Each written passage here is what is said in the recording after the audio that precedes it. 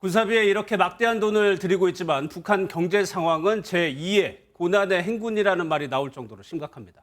외교안보팀장인 조경진 기자 나와 있습니다. 어서 오세요. 네. 예. 북한의 경제가 의문이 드는 것이 이런 군사비를 감당할 정도가 되느냐, 극복할 만한 믿는 구석이 있는 겁니까, 북한이? 없어 보입니다. 그저 민생 경제를 희생하면서 고액책으로 국방비를 쓰고 있는 그런 상황입니다. 예. 이 코로나 충격까지 더해져서 90년대 고난의 행군 때처럼 최근 4년 동안 경제 성장률이 마이너스대로 추락했습니다. 이 코로나 사망자가 공식적으로는 74명이라는데 이 전문가들은 최소 5만 명 이상으로 보고 있고 이 코로나로 인한 이동 통제, 봉쇄 등으로 장마당이 열리지 않아 이 북한 주민들은 생존 자체를 위협받고 있습니다.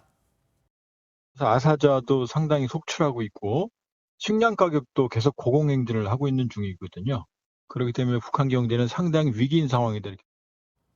네, 김정은 위원장의 선택은 결국 자력갱생뿐이고 굳이 꼽는다면 중국과 러시아에 기대는 수밖에 없어 보입니다. 그래서 러시아 점령 지역인 돈바스 지역에 북한 노동자가 투입이 된다.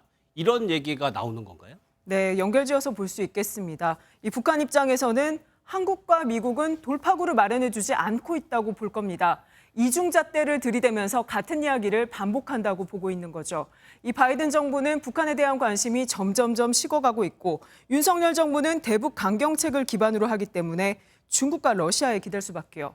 이 미국에 대해서는 아직 여지가 남아있다고 볼 수도 있겠지만 어제 김여정 부부장의 담화를 보면 북한 특유의 거친 표현을 감안해도 원색적인 비난이 도를 넘어섰고 이는 남북관계가 강을 건넜다고 보는 그런 시각까지 많습니다. 강을 건넜다. 네. 김여정 부부장의 담화도 그렇고 이명박 전 대통령 때를 생각해 보면 대통령을 비난한 후에 바로 군사적인 충돌이 있었거든요. 이럴 가능성도 있는 겁니까? 네, 지금 김정은 위원장의 위임을 받은 김여정 부부장 담화를 통해서 사실상 남북관계 단절을 선언했고 앞으로는 상당히 위험한 상황으로 갈 수 있다는 관측이 중론입니다. 남북 연락사무소 폭파처럼 소위 행동대장인 김여정이 나선 다음에는 이 북한이 꼭 무언가 행동에 옮기는 수순이기 때문에 다음 주 월요일 한미연합훈련이 본훈련에 들어가면서 북한의 도발 가능성에 촉각이 쏠리고 있습니다. 예. 외부로는 군사적 행동을 하면서 내부로는 체제 결속을 이끄는 게 북한의 행동이긴 한데 네. 그렇다고 해도 민심 위반이 좀 심할 텐데 그것이 감당 가능한 수준이라는 거예요. 지난 10일 김정은 위원장이 전국 비상방역회의에서 연설한 내용을 좀 봤더니요. 이대로 나라가 결단나는가 하는 최악의 상황까지 왔다 이런 대목이 나옵니다.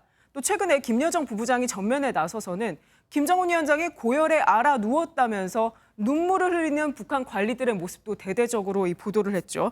좀 정리를 하면 남북 북미 관계가 생각처럼 풀리지 않자 북중 북러 관계로 활로를 찾으면서도 내부적으로는 과거의 숙청을 일삼던 공포 정치 대신에 이 전략적으로 애민 정치에 집중하는 모습을 보이고 있습니다. 당분간은 북한 상황을 좀 주시해야 될 것 같아요. 지금까지 조경진 기자였습니다.